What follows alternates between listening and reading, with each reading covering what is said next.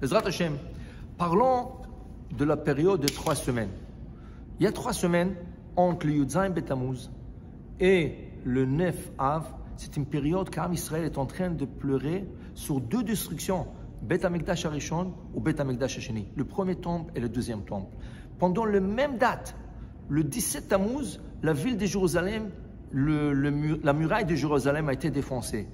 Les Babyloniens, les Romains sont rentrés, ils ont tué à gauche et à droite, jusqu'à Tisha B'Av, qui sont rentrés dans le temple, et ils ont mis du feu, et ils ont détruit le Bet HaMikdash. Le jour de Tisha B'Av, les 2 périodes, Bet HaMikdash HaRishon, le premier temple et le deuxième temple. Chachamim voulait qu'on participe à ce deuil. Pourquoi? Parce que Jérusalem a été assiégée 3 ans avant que le Bet HaMikdash ait été détruit. 3 ans, qui veut dire il n'y avait pas de manger qui rentrait à Jérusalem. Ils ont bloqué les sources d'eau. Les gens n'avaient plus des habits à changer. Les gens sont morts de faim, de soif. On ne pouvait pas prendre une douche. Il y avait tellement de deuil et de tristesse à Jérusalem. Alors de ces 3 ans, Chachamim nous ont dit 3 semaines. Pourquoi? Le jour ça a commencé et le jour ça a fini. 2 fois ça a commencé le 17 Tammuz et ça a fini Tisha B'Av. C'est la période de temps où Chachamim ont décrété qu'Am Israël doit pleurer pour cette destruction du temple, la maison d'Hachem. Maintenant, il y a plusieurs restrictions. On va parler une qui est la plus difficile pour les gens, de ne pas écouter la musique. Ça, c'est la restriction que les gens vraiment trouvent de la difficulté. Mais en vérité, ce n'est pas quelque chose de nouveau. Ça, c'est quelque chose que la Gemara nous enseigne. La Gemara dit que normalement, on ne devrait plus écouter la musique. Après la destruction du temple, vous savez que chaque fois que quelqu'un emmenait un sacrifice, les Lévis chantaient et il y avait de la joie. Après la destruction du temple, on n'aurait plus le droit d'écouter la musique. Mais Chachamim, ils ont vu, c'est quelque chose qui est très dur pour les gens. Les gens n'ont plus envie de sortir, de parler aux gens. Les gens font de la dépression.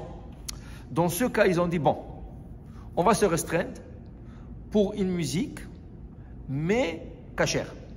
Qu'est-ce que c'est une musique cachère? Psaume de Tehillim, Piyutim.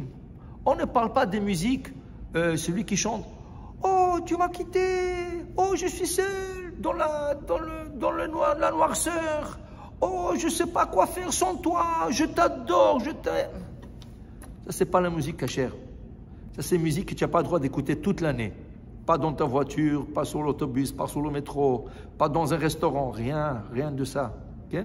La musique, c'est quelque chose qui va t'emmener à reconnaître Hachem, à te rappeler de Jérusalem, la maison d'Hachem qui est détruite. Ça, c'est la vraie musique qu'on peut écouter toute l'année. Okay? Mais pendant la période de 3 semaines, même cette musique est interdite.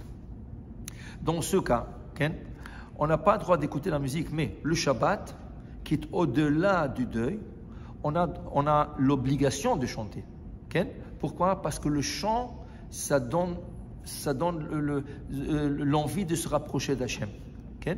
Il y avait une histoire comme ça avec une femme que son fils, elle avait 3 enfants, son fils a quitté la religion, ils habitaient New York, à Brooklyn, et le fils a quitté la maison, il est parti habiter à Manhattan avec ses amis. La pauvre femme, ils étaient une famille religieuse, et ils ne savaient pas où est-ce qu'il est, qu'est-ce qu'ils font avec les amis, ils fument le drogue, je ne sais pas, c'était un enfant religieux. Il est parti voir le rabbin de Lubavitch. Qu'est-ce qu'il lui a dit? Madame, fais attention au Shabbat. Il faut chanter à table, il faut mettre le meilleur manger à table, et tu vas voir.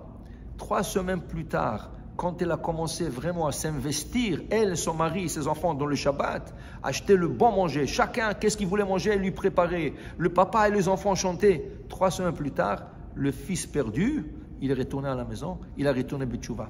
Ça, c'est quelque chose qui garde l'ambiance de Shabbat, le rappel d'Hachem. Alors, dans ce cas, la musique pendant les 3 semaines est interdite. Okay? Mais qu'est-ce qu'ils font dans le garderie où il y a des petits-enfants de 4 ans, 3, 4 ans, 5 ans, 6 ans, que la mora, la ganénette, elle met de la musique, permis. Pourquoi? Parce que ce n'est pas de la vraie musique. Ça, c'est pour la musique des enfants. Seulement, la ganénette et la mora, okay, elles doivent faire attention de ne pas essayer de profiter de cette musique. Qui veut dire quoi?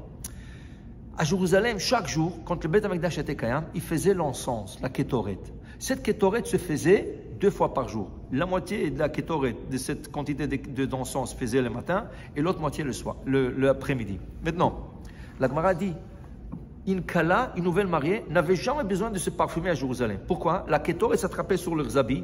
Il y avait tellement une bonne odeur, aucun parfum matchait cette bonne odeur. Seulement quoi? Quand tu passais dans la rue de Jérusalem, tu sentais la kétoret, mais tu n'avais pas besoin de bloquer ton nez. Tu passais, tant que tu ne prends pas une grande respiration. Ah, quelle odeur! Ça, c'est interdit. Tu profites du Kodesh. Ça, c'est un sacrilège. Mais si tu passes normal, malgré que tu sens le bon odeur, c'est permis. La même chose, tu montes sur un autobus, sur le métro, et tu passes dans un centre d'achat pour acheter quelque chose, et tu écoutes la musique, tant que tu ne fais pas attention, c'est bon? Tu es bon à faire tout ce que tu as besoin. Mais n'essaie pas d'écouter, prêter oreille à cette musique. Alors la Mora aussi, qui ne prête pas oreille à cette musique, même si c'est pour les enfants, qu'elle essaie de rien faire, de surveiller les enfants sans trop faire attention à la musique. Il y a une nouvelle musique dans notre génération qui s'appelle a cappella. A cappella, c'est un type de musique qu'on chante avec la bouche. Seulement, elle est accompagnée par une chorale derrière qui font des effets musicaux. Un qui fait l'effet d'une trompette, l'autre qui fait le toupim, chacun avec la bouche, tout ça avec la bouche. Alors quelqu'un qui ne voit pas tout ça, tout ce qu'il fait, il écoute, il va dire, mais ça c'est la vraie musique. Mais en vérité, on lui dit, non, c'était la cappella. Est-ce qu'on devrait l'interdire? Disent Chachamim, non. Pourquoi? Ça c'est quelque chose qui n'a pas existé au temps du décret de Chachamim. Et puisque ça n'a pas existé, c'est un nouveau décret, on n'a pas le droit de décréter de nouveaux décrets après le scel du Talmud. Après qu'on a scellé le Talmud et le décret du Talmud, on n'a plus le droit de renouveler de nouveaux décrets. Dans ce cas, ça serait permis de l'écouter. Des enfants qui prennent des cours de musique, ça veut dire d'instruments musicaux, si possible, d'arrêter les 3 semaines ces cours, ce serait mieux. Si le professeur dit, oh non, mais 3 semaines, je ne peux pas perdre mon travail, c'est un goy, ou même un juif qui ne veut pas perdre son travail, alors ça serait permis de les envoyer jusqu'à Rosh Chodeshav. À Rosh Chodeshav, c'est fini, ils ne doivent plus jouer l'instrument musical. Pratiquer dans leur chambre seul, oui, jusqu'à Rosh Chodeshav. À partir de Rosh Chodeshav, c'est fini, ils ne peuvent plus pratiquer. Alors pour vous dire, c'est vrai, c'est difficile de ne pas écouter la musique, parce que la musique donne envie. Mais quelle musique? Musique cachère pendant l'année. Mais pendant les 3 semaines, on essaie de participer dans le deuil de Jérusalem avec nos frères qui sont morts, que les frères qui ont été torturés. Et Bezrat Hashem, on écoutera le chant de David, le roi David, dans la ville de Jérusalem. Veshere David Avdach Nishma Beirach. On va écouter les Lévis, Bezrat Hashem, Bet Amikdash, qui vont chanter sur le sacrifice, qui vont apporter le sacrifice de Toda, de remerciement, et que ça se passe Bimera Be'amenu. Amen ve Amen.